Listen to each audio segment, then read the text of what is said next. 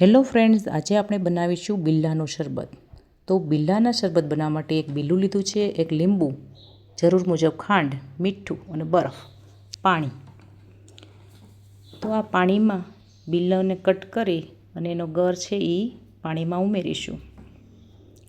પછી લીંબુ કટ કરી લીંબુનો રસ કાઢી લઈશું. હવે તેમાં ખાંડ ઉમેરીશું, મીઠું નાખીશું, જરૂર મુજબ મીઠું અને લીંબુનો રસ એડ કરીશું.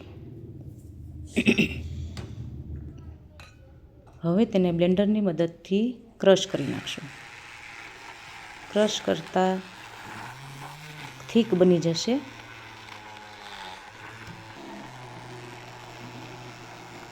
તો રેડી છે બિલ્લાનું શરબત.